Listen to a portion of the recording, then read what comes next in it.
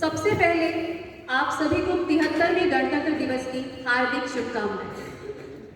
हमें हमारे तिरंगे पर नाज है। ये तिरंगा हमारी आन बान और शान है, जो अपना सब कुछ न्यौछावर करके भी करते हैं देश से प्यार। वो कोई और नहीं, हमारे देश के वीर जवान हैं। हमारे तिरंगे का लहराना हमारे जवानों का दिया बलिदान है। इस आज़ादी व सहिष्णुता को बनाए रखने का श्रेय है जिसे, एक तरफ वीर जवानों का बलिदान तो दूसरा और हमारा संविधान है। पूर्व से पश्चिम, उत्तर से दक्षिण तक संसार में बढ़ाया तिरंगे का सम्मान है। वह कोई और नहीं, हमारे माननीय प्रधानमंत्री श्री नरेंद्र मोदी जी, उनका नाम है। आज के इस गणतंत्र दिवस समारोह में पधारे सभी सम्माननीय व्यक्तियों को मैं अभिनंदन करती हूँ। मैं यहाँ पर उपस्थित सभी को बधाई देना चाहती हूँ। जी हाँ दोस्तों, बधाई इस बात के लिए कि हम खुली हवा में सांस ले रहे हैं। बधाई इस बात की कि हमारे संविधान के कारण हमारी आज़ादी आज तक सुरक्षित है। हमारी ये आज़ादी की मुस्कान हमारे चेहरों पर सदैव ऐसे ही बनी रहे। इसी कामना के साथ आइए आज के इस महोत्सव का शुभारंभ करते हैं। सबसे पहले मैं निवेदन करती हूँ कृष्ण प्रिया से कि वो मंच पर आएं और हमारे अतिथियों का स्वागत करें। School stand it is.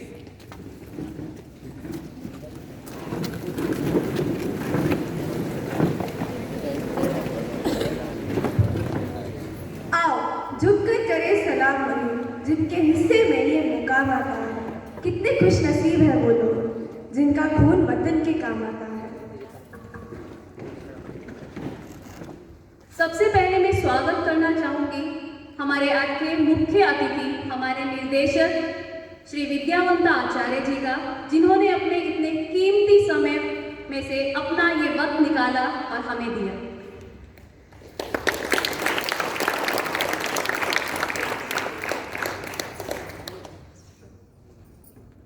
आज के गणतंत्र दिवस के समारोह में हमारे बीच उपस्थित है हमारे विद्यालय के प्रधानाचार्य माननीय डॉक्टर एम रामचंद्रन जी, जिनका सकारात्मक दृष्टिकोण व व्यवहार सदैव हमारा मार्गदर्शन करता है। आपका स्वागत है। मैं सहृदय स्वागत करती हूँ हमारे पदवी पूर्व विद्यालय के प्रधानाचार्य माननीय रघुपति नक्षत्री जी का, जिन्होंने अपने इतने बड़े समयांतराल में विद्यालय के विकास के लिए अपना सराहनीय योगदान दिया। आपका स्वागत है। मैं स्वागत करती हूँ हमारे विद्यालय के प्रबंधिका माननीय श्रीमती वीणा उपाध्याय जी का, जिन्होंने सदैव विद्यालय के सभी कार्यक्रमों में अपने उत्साहित व्यवहार व अपने सराहनीय योगदानों द्वारा गति प्रदान की है। आपका स्वागत है। मैं तहे दिल से स्वागत करती हूँ शैक्षणिक व गैर शैक्षणिक वर्ग का व मेरे प्यारे सहपाठियों का, जिन्होंने आज के कार्यक्रम में चार चांद लगा दिया है। आप सभी का स्वागत है। धन्यवाद कृष्ण प्रिया। एक चमकदार, एक मदहोशी, हर आलम चंगा होता है। एक खूब उमकती आंखों में हर कतरा गंगा होता है। दिल में मतवाली मौज पले, मन साफ आसमां छूता है, जब जब अपने इन हाथों में लहराता तिरंगा होता है। तो आइए सर्वप्रथम हम अपनी आन बान और शान के प्रति हमारे राष्ट्र ध्वज तिरंगे का रोहण करने का शुभ क्रम प्रारंभ करते हैं। मैं हमारे एनसीसी कैडेट से निवेदन करती हूँ कि वो हमारे निर्देशक महोदय और प्रधानाचार्य को ध्वजारोहण क्षेत्र के पास लेकर आए व ध्वजारोहण कार्यक्रम का पवित्र क्रम संपन्न करें। School attention.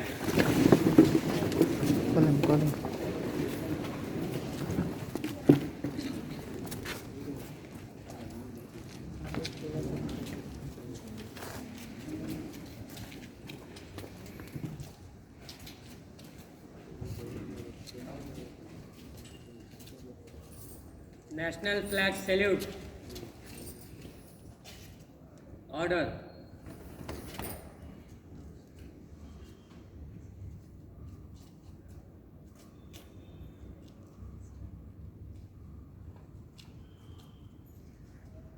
गीत is there? अधिनायक जय हे भारत भाग्य विधाता पंजाब सिंध गुजरात मराठा द्राविड उत्कल बंगा विंध्य हिमाचल यमुना गंगा उच्चल जलधि तरंगा तब शुभ नामे जागे तब शुभ आशीष मागे गाहे तब जय गाथा जन गण मंगलदायक जय हे भारत भाग्य विधाता जय हे जय हे जय हे जय जय जय जय हे। School stand it is.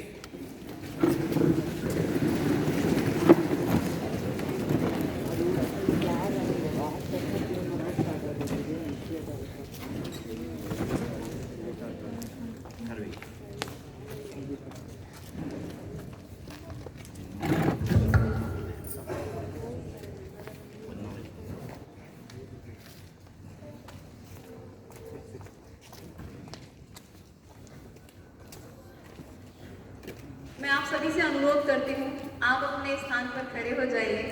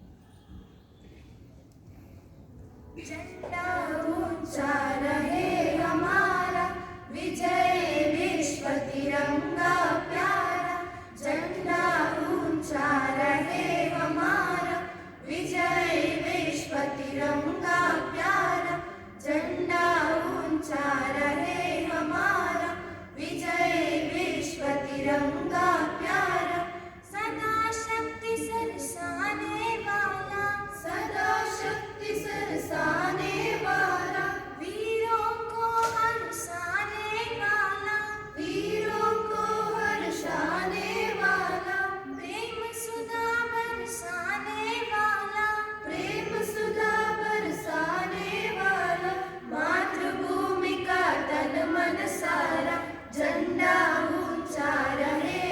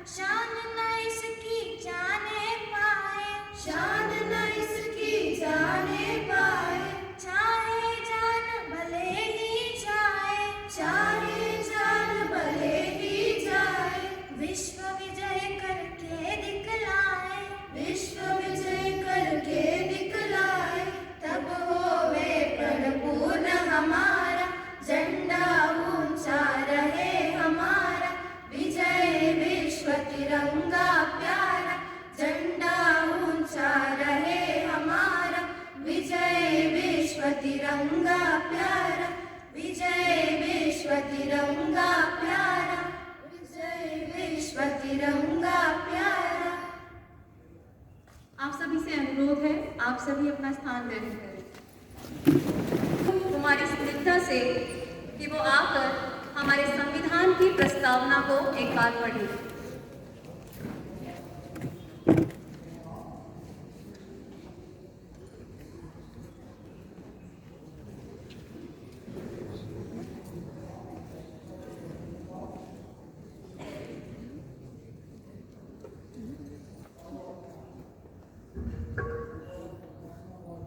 The Constitution of India. We, the people of India, having solemnly resolved to constitute India into a sovereign, socialist, secular, democratic republic and to secure to all its citizens justice, social, economic and political, liberty of thought, expression, belief, faith and worship, equality of status and of opportunity, and to promote among them all fraternity, assuring the dignity of the individual and the unity and integrity of the nation. In our Constituent Assembly, this 26th day of November 1949, do hereby adopt, enact and give to ourselves this Constitution. Thank you.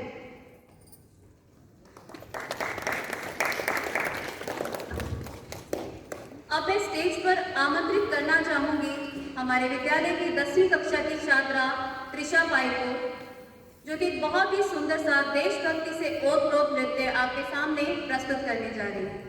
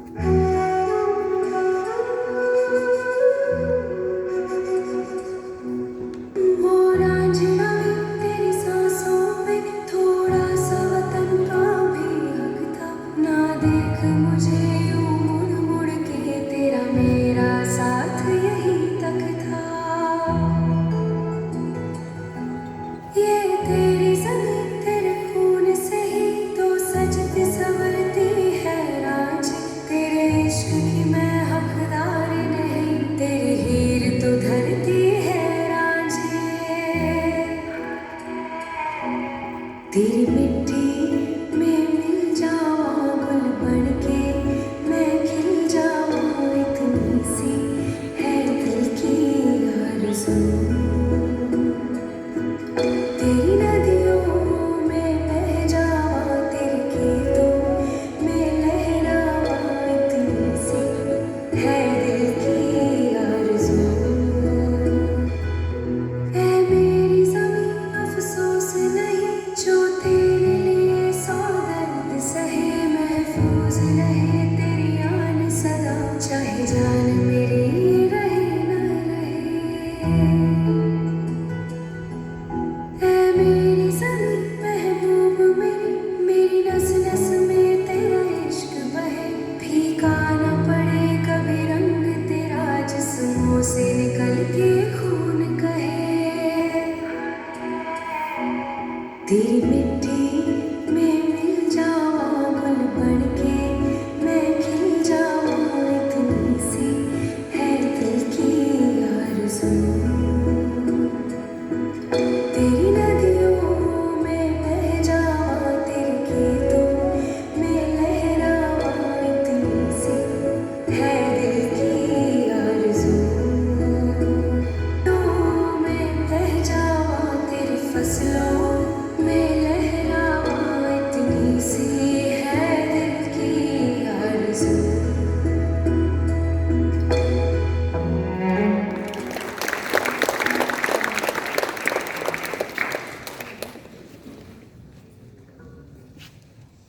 अद्भुत त्रिशा, बहुत ही सुंदर। अब मैं यहाँ आप सभी को हमारे गणतंत्र दिवस से संबंधित कुछ महत्वपूर्ण बातों की जानकारी देना चाहती हूँ।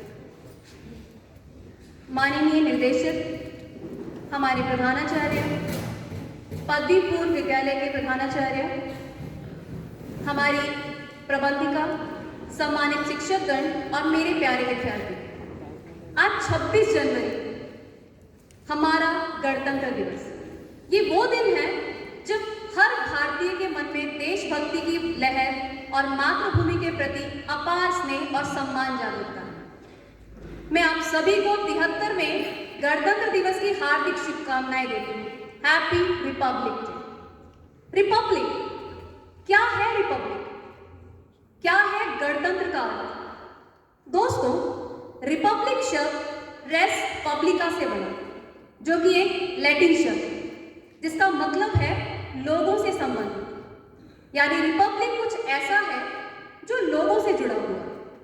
और अगर हम इसके हिंदी रूप को लें तो समझ पाएंगे कि गण का अर्थ होता है लोग और तंत्र का मतलब होता है सिस्टम। सिस्टम यानी लोगों का सिस्टम। सबसे बड़ा माध्यम है उसको चलाने के लिए लोकतंत्र यानी डेमोक्रेसी, जिसे अब्राहम लिंकन ने बहुत ही सरल शब्दों में समझाया। लोकतंत्र जनता का, जनता के लिए और जनता के द्वारा। और हमें इस बात का गर्व है कि भारत दुनिया का सबसे बड़ा गणतंत्र है। पर रिपब्लिक की जरूरत पड़ी क्यों? सबसे बड़ी बात कि हम आजाद हो चुके थे, तो रिपब्लिक क्यों? दोस्तों, आपने सुपर 30 फिल्म का एक डायलॉग तो जरूर सुना होगा, अब राजा का बेटा राजा नहीं बनेगा, अब राजा वही बनेगा जो हकदार होगा। लेकिन पहले ऐसा नहीं था। पहले राजा का बेटा ही राजा बनता था, चाहे वो काबिल हो या ना हो। और वास्तव में आज भी कई ऐसे देश हैं जहां पर राजतंत्र कायम है, लेकिन हम उन देशों में से नहीं हैं। हमने चुना गणतंत्र को, लोकतंत्र को, यानी हम हमारे लोगों के द्वारा ही शासन करवाएं। हमारे में से ही कोई चुना जाए जो हमारे लिए नियम बनाए, हमारे हित के लिए काम करे। और आगे चलकर दुनिया के कई देशों ने ये सिस्टम अपना भी लिया। लेकिन क्या कह देने से भर से कोई देश गणतंत्र माना जा सकता है? कहते हैं ना, हर चीज के लिए कोई ना कोई प्रूफ चाहिए, कोई सबूत चाहिए। तो हमारे पास वो सबूत है संविधान के रूप में, जिसके लिए जरूरत थी एक कॉन्स्टिट्यूशन की, संविधान की, जो बनाया तो चुने गए प्रतिनिधियों के द्वारा था, लेकिन हमारे लिए बनाया गया, जो सबके काम आ सके, जिसमें किसी एक का मकसद पूरा ना हो, बल्कि पूरे भारत के लोगों का मकसद पूरा किया जा सके, पूरे भारत के लोगों की आज़ादी को सुरक्षित रखा जा सके। और आज़ादी मिलने से पहले ही 9 दिसंबर 1946 को संविधान सभा की पहली बैठक हुई और 2 वर्ष 11 महीने 18 दिन के बाद 26 नवंबर 1949 को संविधान पारित किया गया। आप ये शब्द याद रखें, संविधान पारित किया गया 26 नवंबर को। हम लोगों ने उस दिन कॉन्स्टिट्यूशन डे मनाया भी था, लेकिन संविधान पारित हुआ था, लागू नहीं हुआ था। जब तक कोई चीज लागू नहीं हो जाती हम उसे नहीं मान सकते। पर संविधान लागू नहीं हुआ, इसलिए सोचा गया कि अगर लागू करें तो कोई एक ऐतिहासिक तारीख होनी चाहिए। तो 26 जनवरी 1950 को हमारा संविधान लागू हुआ, क्योंकि ठीक 20 साल पहले 26 जनवरी के ही दिन भारतीय राष्ट्रीय कांग्रेस ने 1930 में अपना पहला जो तिरंगा था वो फहराया था और हमारे देश को संपूर्ण स्वराज्य घोषित किया था। दोस्तों, यहाँ मैं दुनिया का सबसे बड़ा लिखित संविधान बनाने वाले बाबा साहेब भीमराव अंबेडकर जी और उनकी पूरी टीम को हृदय से धन्यवाद करती हूँ। 26 जनवरी देश का उत्सव है, गणतंत्र का उत्सव है। गांधी जयंती और स्वतंत्रता दिवस के बाद ये वो एक पहला राष्ट्रीय पर्व है जो हम सभी मिलकर मनाते हैं। 26 जनवरी अवसर है हमारे स्वतंत्रता सेनानियों को याद करने का, मंगल पांडे, लक्ष्मीबाई, भगत सिंह का तिलक करने का, नेताजी सुभाष चंद्र बोस, गांधी जी, लाल बाल पाल, लाला लाजपत राय, बाल गंगाधर तिलक, विपिन चंद्र पाल को नमन करने का। ये अवसर है हमारे देश के लिए हंसते हंसते अपनी जान न्यौछावर करने वाले जांबाज सिपाहियों का वंदन करने का। 26 जनवरी अवसर है फख्र करने का कि तमाम विविधताओं के बावजूद हम दुनिया के सबसे बड़े गणतंत्र व लोकतंत्र हैं। ये अवसर है सीना तान कर खड़े होने का और गर्व से अपने ध्वज को सलाम करने का। लेकिन ये बात यहीं पर खत्म नहीं हो जाती। हमारे देश में न केवल हर घर में, हर स्कूल में, हर कार्यालय में 26 जनवरी गणतंत्र दिवस के रूप में मनाया जाता है, बल्कि हमारे देश की राजधानी नई दिल्ली में इसकी छटा देखने लायक होती है। इन सब आयोजनों में प्रमुख है दिल्ली के राजपथ पर 26 जनवरी को मनाया जाने वाला गणतंत्र। इस गणतंत्र की शुरुआत होती है इंडिया गेट से, जहां भारत के प्रधानमंत्री देश के लिए अपनी जान न्यौछावर करने वाले शहीद सैनिकों की स्मृति में बने अमर जवान ज्योति पर पुष्प अर्पित कर उन्हें श्रद्धांजलि देते हैं। लेकिन उसमें सबसे महत्वपूर्ण जो भाग होता है वो होता है राष्ट्रपति जी का, यानी हमारे प्रेसिडेंट का। इसके बाद भारत के राष्ट्रपति राष्ट्रीय ध्वज फहराते हैं।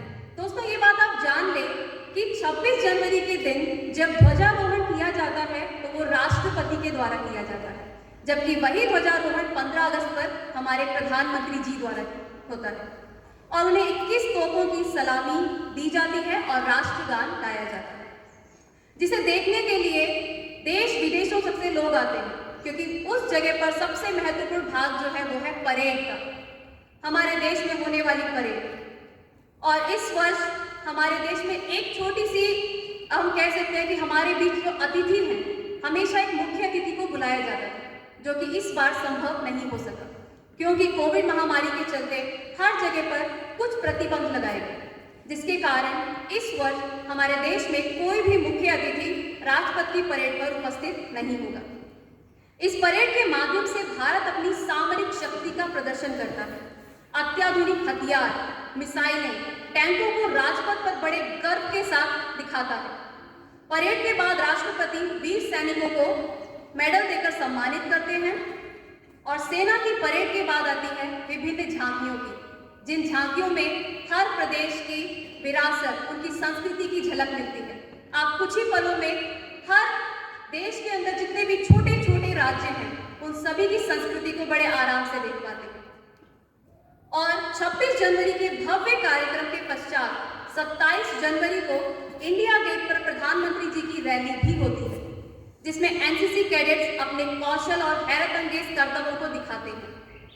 और ये यहाँ पर खत्म नहीं होता। 29 जनवरी को बीटिंग द रिट्रीट का आयोजन किया जाता है, जिसमें तीनों सेनाओं के बैंड जो हैं वो देशभक्ति गानों की धुन बजाते हैं और इस दिन शाम को 6 बजे बगलर्स रिट्रीट धुन बजाई जाती है और राष्ट्रीय ध्वज को उतार लिया जाता है। यानी 26 जनवरी का जो समारोह है वो 26 जनवरी को अंत नहीं होता, उसका अंत होता है 29 जनवरी शाम के 6 बजे। और अंत में राष्ट्रगान गाकर गणतंत्र दिवस समारोह का औपचारिक समापन होता है। दोस्तों, अंत में एक बार फिर मैं देश पर मर मिटने वाले स्वतंत्रता सेनानियों और वीर जवानों को नमन करते हुए आप सभी को गणतंत्र दिवस की शुभकामनाएं देती हूँ और इन पंक्तियों के साथ अपनी वाणी को विराम देती हूँ। भारत माता का हर क्षण मैं सम्मान करती हूँ, अपने देश की मिट्टी का मैं गुणगान करती हूँ। है चाहत मुझ में वतन के लिए मर मिटने की, तिरंगा हो कफन मेरा, बस यही अरमान रखती हूँ। दृढ़ता हो लौह पुरुष जैसी, कुछ भगत सिंह सी मस्ती, नेताजी जैसा ओज मिले, आजाद के जैसी हस्ती, उधम का उधम दिल, बिस्मिल, मंगल पांडे का ताव मिले। हे ईश्वर, जन्म दोबारा दो तो भारत माँ की ही छाँव मिले। धन्यवाद।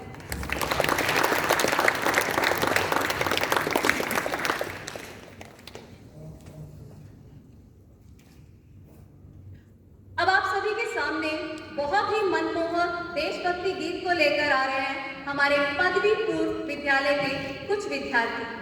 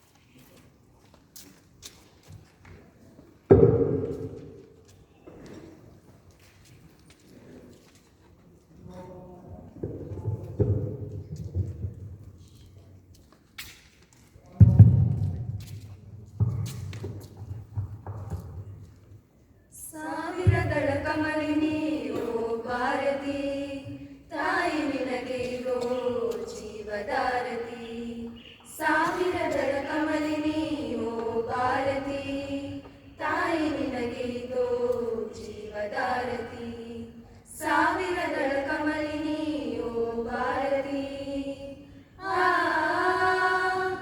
ಆ ಆ ನೂರು ನುಡಿಗಳಿಂದ ಕಂದರನ್ನು ಕರೆವವಾಗಿದೆ ಹಲವು ರೀತಿ ಹಾಡಿ ಹಾಲ ನೋಡಿ ಪೊರೆವ ಶಾರದೆ ನೂರು ನುಡಿಗಳಿಂದ ಕಂದರನ್ನು ಕರೆವವಾಗಿದೆ ಹಲವು ರೀತಿ ಹಾಡಿ ಹಾಲ ನೋಡಿ ಪೊರೆವ ಶಾರದೆ ಕೈಯ ಹಿಡಿದು ಅಡಿಯ ನಿಡಿಸಿ ಮುನ್ನಡೆಸುವ ದಾರಿಣಿ ಕೈಯ ಹಿಡಿದು ಅಡಿಯ ನಿಡಿಸಿ ಮುನ್ನಡೆಸುವ ದಾರಿಣಿ ತೊದಲ ನುಡಿಸಿ ಕೇಳಿ ಹರ್ಷ ತಾಡಿ ನಡಿವ ತಾರಿಣಿ ಸಾವಿರಗಳ ಕಮಲಿನಿಯೋ ಭಾರತಿ ತಾಯಿ ನಿನಗೆಯಿತೋ ಜೀವದಾರತಿ ಸಾವಿರಗಳ ಕಮಲಿನಿಯೋ ಭಾರತಿ ಆ ಆ ಆ ತಪ್ಪಿದಾಗ ಮಕ್ಕಳು ರಣಚಂಡಿಯಾಗಿ ಖಂಡಿಸಿ ಮತ್ತೆ ಕರೆದು ಲಲ್ಲೆಗೆರೆದು ಕಣ್ಣನೊಲಿಸಿ ಮುದ್ದಿಸಿ ತಪ್ಪಿದಾಗ ಮಕ್ಕಳು ರಣಚಂಡಿಯಾಗಿ ಖಂಡಿಸಿ ಮತ್ತೆ ಕರೆದು ಲಲ್ಲೆಗೆರೆದು ಕಣ್ಣನೊಲಿಸಿ ಮುದ್ದಿಸಿ ನಮ್ಮ ಸೋದರತ್ವವನ್ನು ನಮಗೆ ಮನನಗೊಳಿಸುತ್ತಾ ನಮ್ಮ ಸೋದರತ್ವವನ್ನು ನಮಗೆ ಮನನಗೊಳಿಸುತ್ತಾ ಮನೆಯಲ್ಲಿ ಸಮ್ಮತಾಯಿ ನಮ್ಮನ್ನೆಲ್ಲ ಒಲಿಸುತ್ತಾ ಸಾವಿರದಳ ಕಮಲಿನಿಯೋ ಭಾರತಿ ತಾಯಿ ನಿನಗೆಯಿತೋ ಜೀವದಾರತಿ ಸಾವಿರದಳ ಕಮಲಿನಿಯೋ ಭಾರತಿ ಆ ಆ ಆ ಹಲವು ತಾರೆಯಿಂದ ಒಂದು ಬೆಳಕ ಸೂರೆ ಮಾಡಿದವಳು ಹಲವು ತಾರೆಯಿಂದ ಒಂದು ವರ್ಷ ಗೀತೆ ಹಾಡಿದವಳು ಹಲವು ತಾರೆಯಿಂದ ಒಂದು ಬೆಳಕ ಸೂರೆ ಮಾಡಿದವಳು ಹಲವು ದಾರೆಯಿಂದ ಒಂದು ವರ್ಷ ಗೀತೆ ಹಾಡಿದವಳು ತೆಕ್ಕೆ ಬಿಗಿದು ತಾಯಿಯೇ ಇಂದು ನಮ್ಮನೊಂದು ಗೂಡಿಸೆ ತೆಕ್ಕೆ ಬಿಗಿದು ತಾಯಿ ಇಂದು ನಮ್ಮನೊಂದು ಗೂಡಿಸೆ ಹಲವಿದ್ದರೂ ಹೊಲವೊಂದೇ ಎಂಬ ತತ್ವ ಮೂಡಿಸೆ ಸಾವಿರದಳ ಕಮಲಿನಿಯೋ ಭಾರತಿ ತಾಯಿ ನಿನಗೆಯಿತೋ ಜೀವದಾರತಿ ಸಾವಿರದಳ ಕಮಲಿನಿಯೋ ಭಾರತಿ ತಾಯಿ ನಿನಗೆಯಿತೋ ಜೀವದಾರತಿ ಸಾವಿರದಳ ಕಮಲಿನಿಯೋ ಭಾರತಿ ಆ ಆ ಆ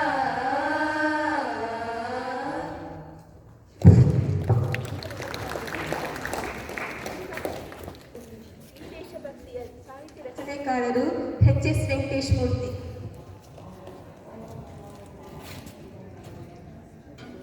बहुत ही सुंदर प्रस्तुति आपके गाने के प्रत्येक बोल दिल तक पहुंच रहे हैं आपके सामने आप नृत्य प्रस्तुत करने आ रहे हैं हमारे पदवी पूर्व विद्यालय के कुछ विद्यार्थी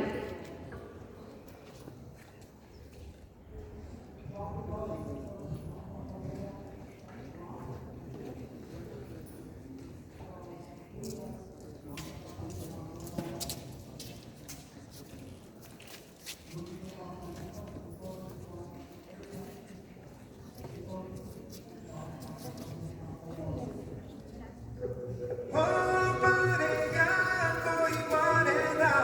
You're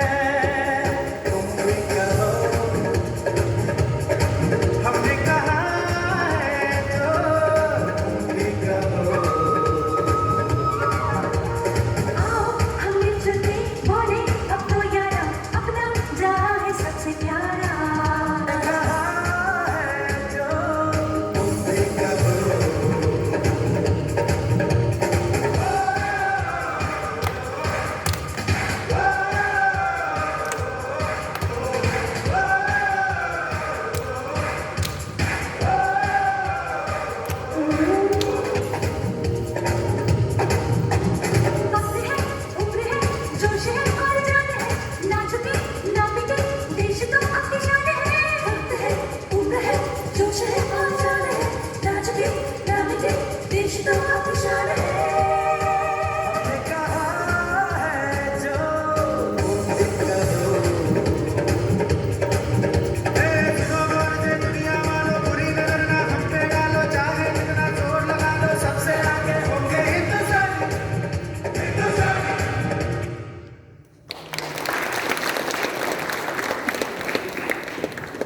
बहुत ही सुंदर। मैं अनुरोध करती हूँ हमारे पदवीपुर विद्यालय के प्रधानाचार्य माननीय रघुपति नक्षत्री जी का, वे आकर कुछ शब्द कहें।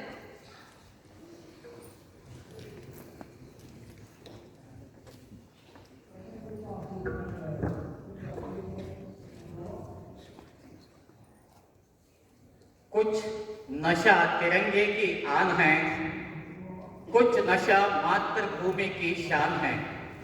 कुछ नशा तिरंगे की आन है, कुछ नशा मातृभूमि की शान है। आओ मिलकर सबको समझाए गणतंत्र दिवस का अर्थ, सबको बनाए शक्तिशाली और लोगों को बनाए समर्थ। 73वें गणतंत्र दिवस की शुभकामनाएं।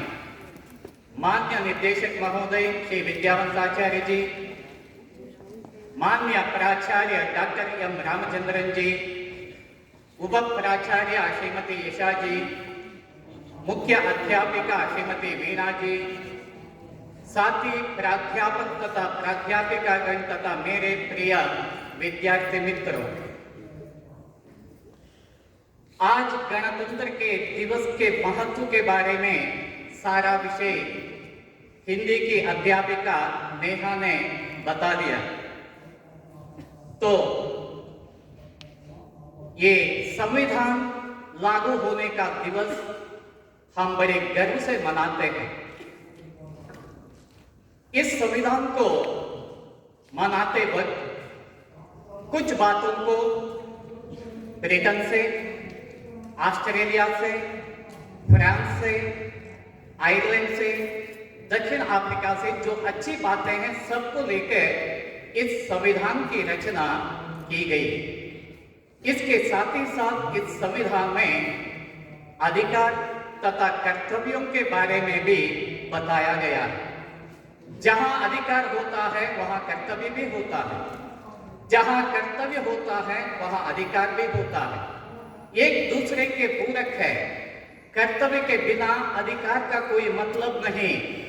यहाँ लिखा है कायकवे कैलासा, बसवण्ण ने कहा है कि बसवण्ण और ಹೇಳಿದ್ದಾರೆ कायकवे कैलासा, कर्म ही पूजन है, वर्क इज वर्शिप।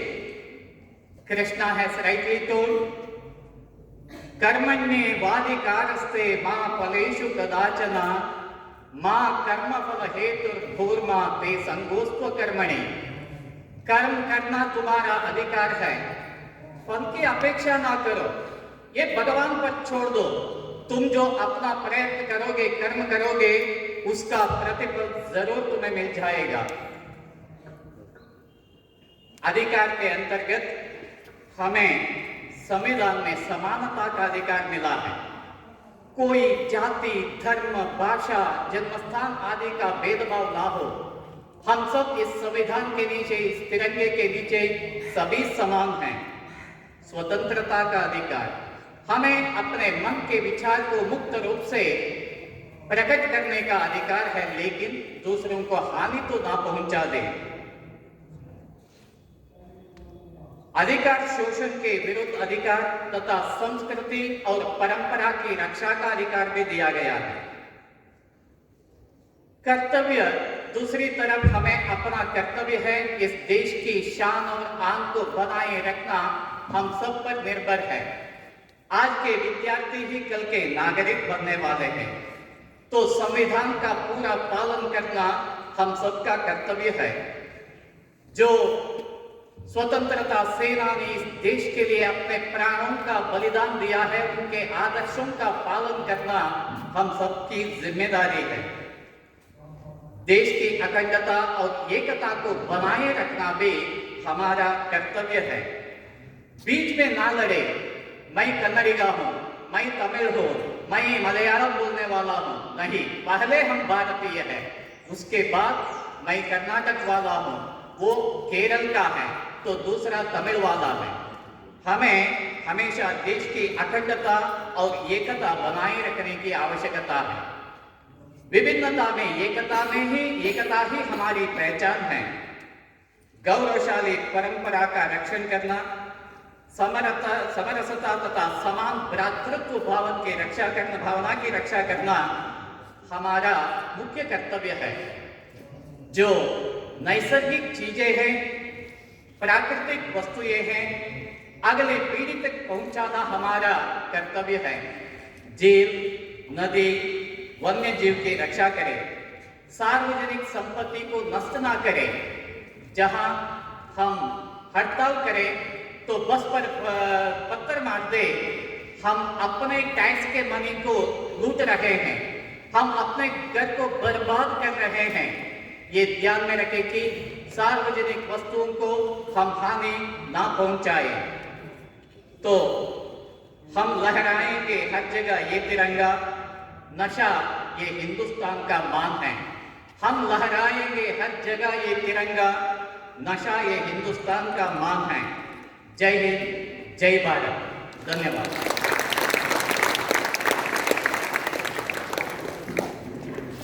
धन्यवाद सर, आपके बोल हमारे लिए बहुत महत्वपूर्ण हैं और मैं आशा करती हूँ सभी विद्यार्थी उस चीज़ को ध्यान देंगे। कर्तव्य और अधिकार ये दोनों एक दूसरे से जुड़े हुए हैं। अब पीयू के कुछ विद्यार्थी आप सभी के समक्ष, प्रथम पीयू के कुछ विद्यार्थी आप सभी के समक्ष एक नृत्य प्रस्तुत करेंगे।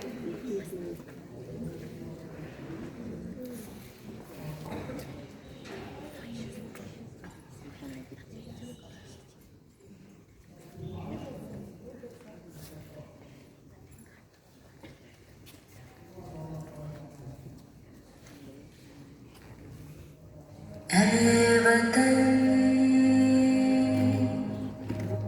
मेरे वतन, ऐ वतन आबाद रहे तो, आबाद रहे तो।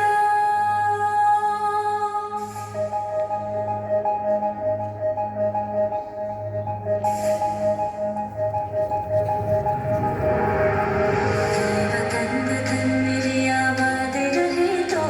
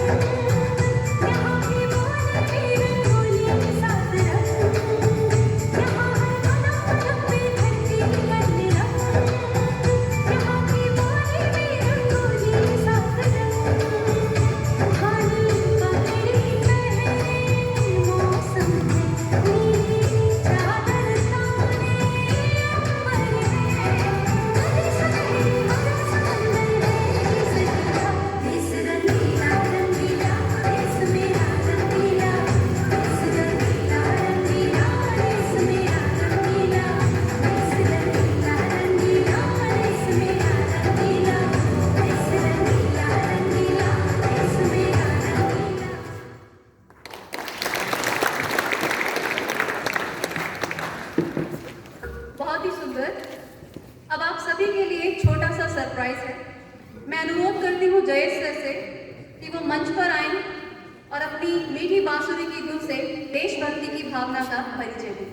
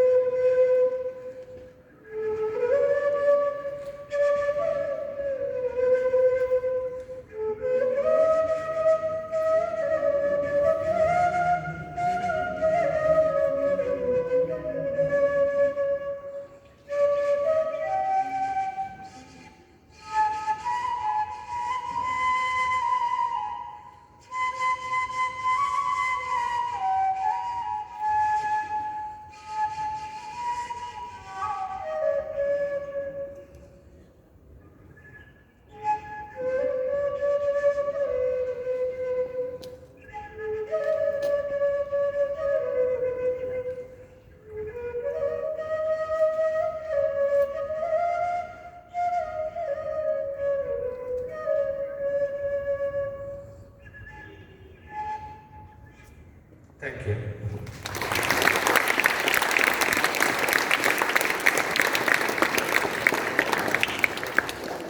धन्यवाद जयेश सर। आपकी धुन के द्वारा निकली देशभक्ति की भावना हम सभी तक पहुंची।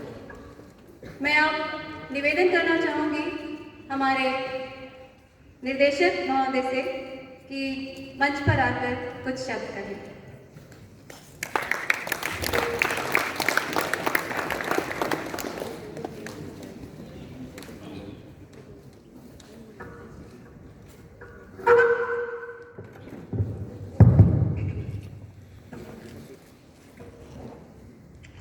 Honorable Principal, members of the faculty, Principal of PU College, lecturers, and my dear students.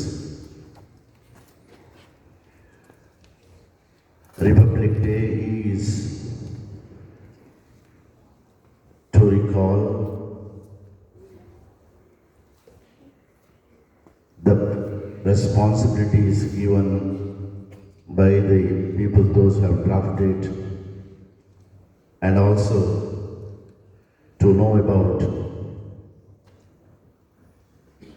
the power of a citizen of a country. Dear students, I am extremely happy that I belong to a nation which is giving direction to the countries of the world. A country which never fought with other countries unnecessarily out of greed, killing the citizens, all those things we never did. Our constitution is considered to be the most powerful constitution of the world, and more than 30 countries have taken our constitution as a reference book to draft their constitution. Dear students, this particular constitution gives that direction to the states, the relationship between states and central government, the citizens, the powers of citizens, responsibilities of citizens, the duties of citizens. You know, point by point it is written that you know how a country should be run. So, a country like India, which can be equivalent to more than 25 countries of the world geographically, area-wise, with 130 crore people, you just imagine that we are all together like brothers and sisters in this country just because of the strongest constitution given by our people. From Kashmir to Kanyakumari, if all the people are together, that's because of the power of our constitution and the way how the country is managed. Other day, I was invited to discuss with the MP Tejasvi Surya in Manipal. He had come here. He is the president of youth BAP of our country. I was one among them to talk to him. Then when the time came, I didn't ask about petrol price, diesel price, why the hike in the rates of grocery and all that. Many other people are there to ask like that. Common man can ask. I just stood up and said, see, your government should bring back the occupied Kashmir, Pakistan occupied Kashmir to us. That was my first sentence. Within a few years, you must try that in whatever parts given to Pakistan, that is Pakistan has occupied, our Kashmir, should be brought back. You know, with high thinking, we should do that. I'm referring to senior students especially. As we grow, our thinking also must be very high. That too should grow. We should know that why our country is different from other countries. Why our country, in spite of having such a large area and such a large population, we are together. Whereas countries with 5 crores, 3 crores are fighting like anything, destroying themselves. It is all because the internal stuff what we have, the citizens, the patriotism, the children they showed, so nice. It should be in our blood, like RPC, WPC and all that. You say patriotism is in the blood. We will never give up. If it comes to the protection of our country, all 130 people will stand together. That should be the aim. We see the countries fighting like with all British countries. Surprising, because same countries I have seen about 15 years back, 20 years back in the news channels and all that. So prosperous, destroyed to debris. So many countries. Our nation, leading in the front, how a country should move. Our central government gave crores of vaccine to many countries, free of cost. Nepal, Burma, Sri Lanka, everywhere, free of cost. There was no hidden agenda. There was nothing like, after giving that, we will occupy the place of Sri Lanka, Burma. Nothing like that. Just like that. In return, we don't ask anything. Simply, the vaccine was given, just to help them. China also gave, but with the hidden agenda. China also gave free vaccine to Pakistan, Nepal, and all that, with the condition that they should allow them to do their business, they should allow them to construct their roads, to go to different countries. Whereas we didn't do that. In spite of having difficulties in the countries, just to help the poor nations. I'm telling this because the value-based management will survive forever. If it is a temporary, if it is not value-based, that's all temporary. Otto Bismarck in Germany, Gareth Bale, Mussolini was killed in Italy at the end. No value-based politics. He was killed and his dead body was hanged upside down. People started hating him, such a great dictator. Hitler killed himself. Lenin, Stalin, no one knows now where are they. Their philosophy. This is to say that, students, I want all the children to be aware of the things happening, especially when you come to 9th, 10th, PUC and all that. You must know that the happenings of the world, don't close your eyes and sit quietly, because you are going to select the next government. At the age of 18, you will get the right.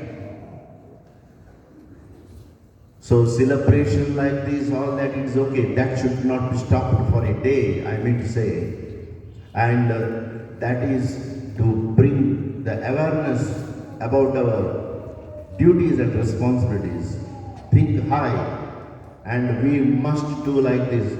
And fortunately, all these people, they sacrifice their life like anything and given such a beautiful constitution to us. It is our responsibility to protect and see that all the citizens will have equal rights. No one is colonized. No one is a second citizen.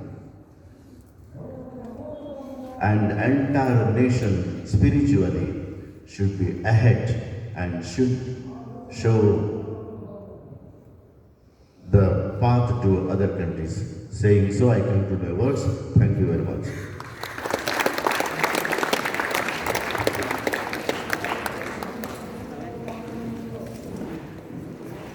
धन्यवाद sir, आपके शब्द हमारे लिए बहुत महत्वपूर्ण हैं। अंत में मैं निवेदन करती हूँ हमारे विद्यालय के प्रधानाचार्य माननीय डॉक्टर एम रामचंद्रन जी से कि वो मंच पर आकर अपने विचार प्रकट करें।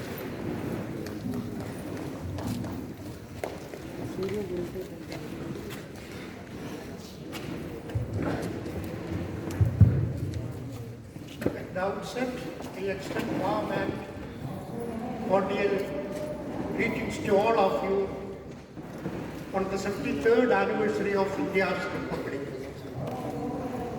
Most respected Director Sir, my colleague, Tripodi Sir, dearest students of SRS and PU and non-teaching staff.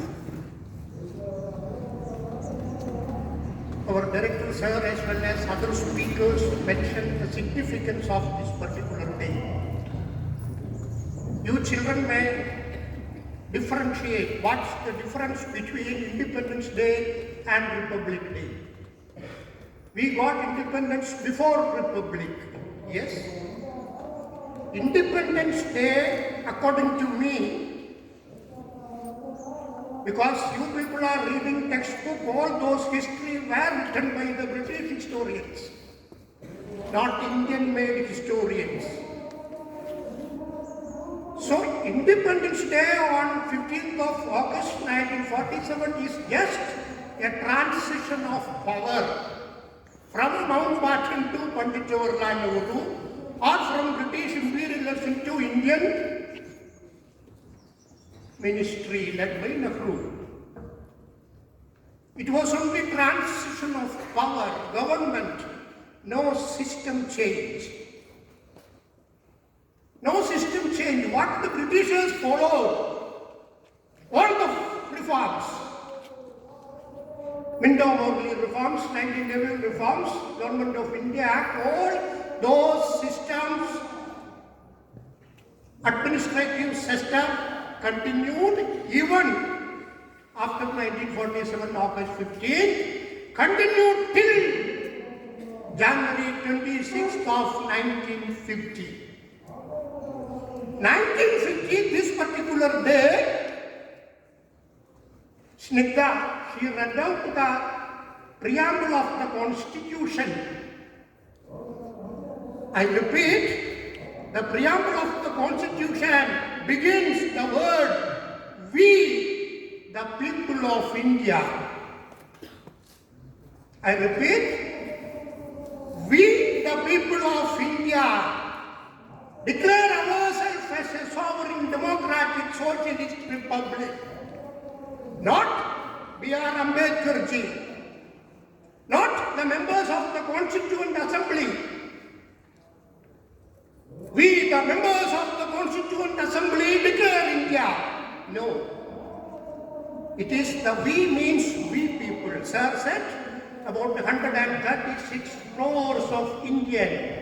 We declare, those days it was only 29 crores, but now we declare ourselves.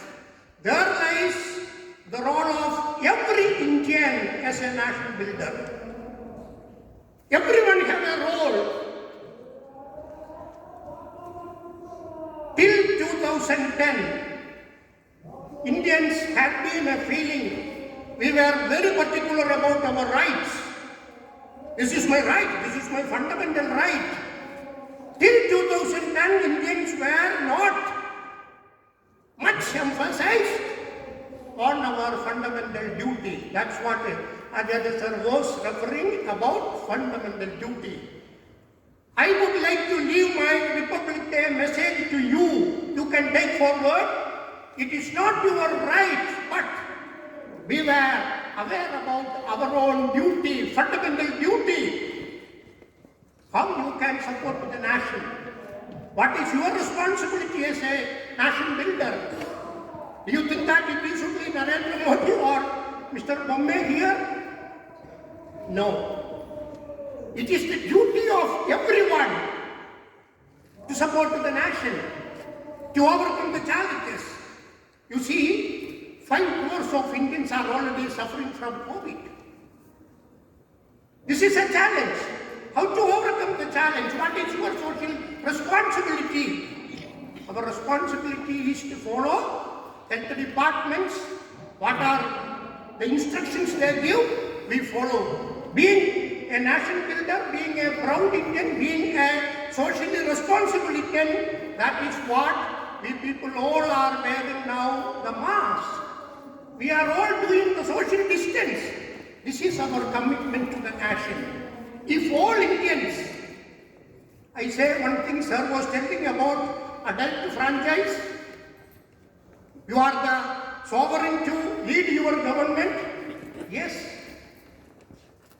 Just comparing history, it was the first time in 1951, the first general election. Do you think that the Indian woman got voting right before 1951? Even the British people also conducted election in India. Who were the voters? Property owners, taxpayers, princely women, not ordinary people. Ordinary people did not have the franchise in those days. It was British system. We followed that British system. But in 1950, when we declared our constitution, it stands for universal adult franchise. Earlier 25, then 21, now 18 years old, you can take part in the national government formation. Just imagine. So this is the difference between British system and Indian system.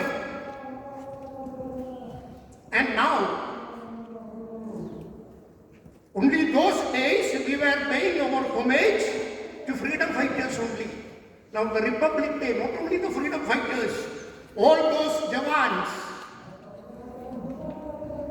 even now, hundreds of Indian soldiers, dedicated soldiers, they are sacrificing their lives to protect us from neighboring countries. China's attack day-to-day happening. Pakistan is attacking, you know, Kargil war and all. So we pay our rich tribute to all soldiers. They sacrificed their life to protect us. Sir said one word. India is the only country in the world. We did not attack any country. But now, we are not, if like a Gandhian philosophy, if anyone comes and slaps your right cheek, we cannot show the left one. We are ready to fight back. So Indian soldiers are doing. And you see how the value of a life is important. I tell you what is happening 4 days back in Arunachal Pradesh, a border village, India and the Chinese border village. Two shepherds, 13, 14 years, two boys. They were moving in the forest, its border. The Chinese started firing. Two young kids, they were with their farm goats. After Chinese firing, these two children scattered, two boys scattered. One scared and ran through the Chinese border. Only a 13-year-old boy, a shepherd. You just see now, the government of India is now, last 4 days, government, external affairs minister, ambassador levels, negotiation going on to get back that 13-year-old boy. This is the commitment of the government to protect the life of any individual. This is what we said. Not Amit Shah's children, Indian Cricket Board chairman, no. It is the very right of an ordinary human being, educated or ignorant, rich or poor, urbanist or ruralite. The life and property of every individual is protected by the Constitution. So, that's the Constitution we dedicate to ourselves. My appeal to each one of you, you are a nation builder.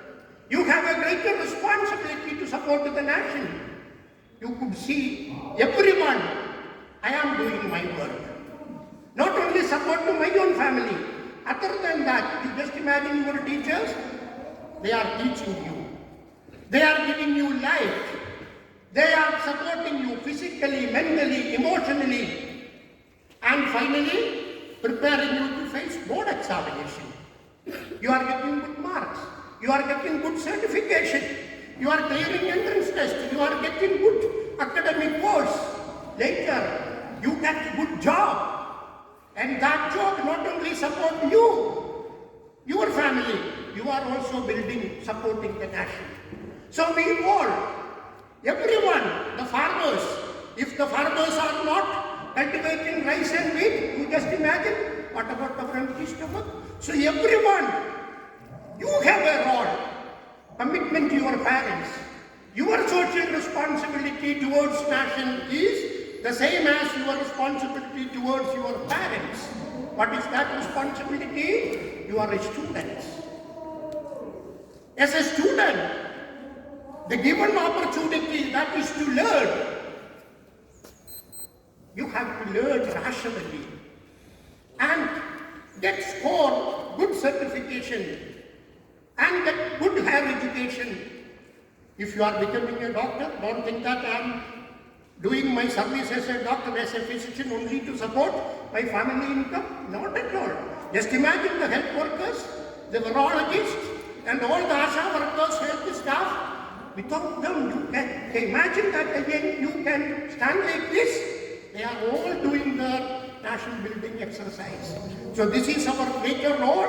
So do not differentiate between fundamental right and fundamental duty, and try to give more importance to your fundamental duty. Our fundamental duty, saluting the flag, respecting the national anthem, respecting national days, all both nations such days, saluting flags.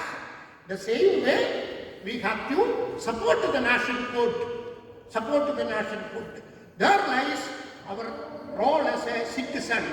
Then only we can say, I am also a proud citizen of India. A citizenship. This conversion you happened during British period. What was it? You were only a praja. You were prajas. The transition from praja to citizen.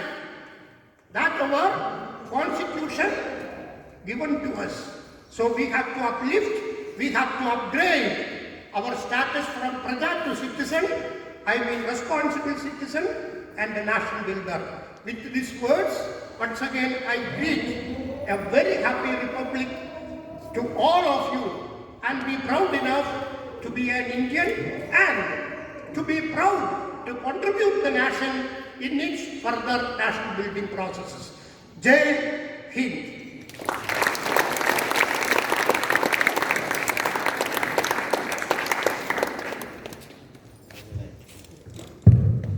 धन्यवाद sir.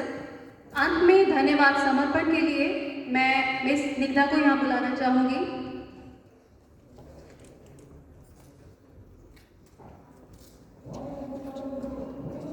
कहते हैं अंत भला तो सब भला। सबसे पहले मैं हार्दिक आभार व्यक्त करना चाहती हूँ हमारे निर्देशक महोदय माननीय श्री विद्यावंता आचार्य जी का, जिनके शब्द हमेशा हमारे लिए अनमोल हैं। जैसे एक पिता की खास जगह होती है परिवार में, वैसे ही हमारे हृदय में और हमारे विद्यालय में सर की जगह है। तो इसलिए मैं आपका हार्दिक आभार व्यक्त करती हूँ।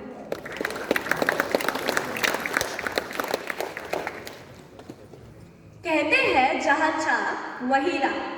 अगर आप कुछ दिल से करना चाहो तो रास्ता अपने आप मिल जाता है, सिर्फ लगन चाहिए। आज के इस गणतंत्र दिवस समारोह अर्थात रिपब्लिक डे सेलिब्रेशन के अवसर पर मैं सबसे पहले आभार प्रकट करना चाहती हूँ हमारे विद्यालय के प्रधानाचार्य डॉक्टर एम रामचंद्रन जी का, जिन्होंने अपनी इतनी व्यस्त दिनचर्या में से अपनी इतनी कीमती समय निकालकर यहाँ आकर इस कार्यक्रम के शोभा पर चार चांद लगा दिया। इसके बाद मैं आभार प्रकट करना चाहती हूँ हमारे विद्यालय के संचालिका माननीय महोदय श्रीमती वीणा उपाध्याय जी का, जिन्होंने हमारे विद्यालय की नींव को अपनी मजबूत आदर्शों एवं समय के सदुपयोग के द्वारा बनाए रखा है। मैं आभार प्रकट करना चाहती हूँ हमारे पदवी पूर्व विद्यालय के प्रधानाचार्य माननीय श्रीमान रघुपति नक्षत्री जी का, जिन्होंने इस विद्यालय के लिए अपना बहुमूल्य समय दिया। इनका सहयोगपूर्ण व्यवहार व उपस्थिति हमारे लिए बहुत ही महत्वपूर्ण है। यहाँ पर उपस्थित सभी हमारे लिए खास है। मैं खास तौर पर आभार प्रकट करना चाहती हूँ यहाँ पर उपस्थित संपूर्ण शिक्षक वर्ग का, क्योंकि शिक्षक का हमारे जीवन में अलग ही महत्व है। क्योंकि शिक्षक का यहाँ के विद्यार्थी के अधिकतर पल विद्यालय के भीतर ही व्यतीत होता है। इसीलिए हमारी खुशी व गम सभी शिक्षकों के साथ जुड़े हुए हैं। यह हम सभी जानते हैं कि हमारे विश्व का निर्माण का कार्य व नींव डालना हमारे माता पिता के पश्चात हमारे शिक्षकों की ही देन है। अतः यहाँ पर उपस्थित सभी शिक्षकों का मेरा दिल से आभार व्यक्त करती हूँ। अंत में आभार व्यक्त करती हूँ गौर शिक्षक दल का, जिन्होंने इस कार्यक्रम को सफल बनाने हेतु अपना अदृश्य योगदान दिया है। खासतौर पर आभार व्यक्त करना चाहती हूँ प्यारे विद्यार्थियों का, जिनके बिना यह कार्यक्रम का होना मुमकिन ही नहीं था। अंत में जाते जाते आप सभी के लिए सिर्फ इतना कहना चाहूँगी, काश मेरे हाथ में होता, आसमान देने का मन करता है, सिर झुक झुक जाता है, इतना मान देने को मन करता है। आप लोगों के अपने समय व नीतिपूर्ण विचारों के इस विद्यालय को सामान्य बना दिया है।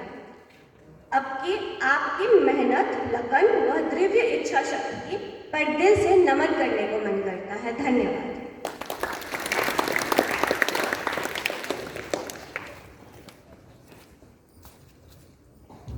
अब आप सभी अपने हॉस्टल की तरफ जो विद्यार्थी हैं वो जा सकते हैं, जहाँ पर मिठाई की व्यवस्था की गई है।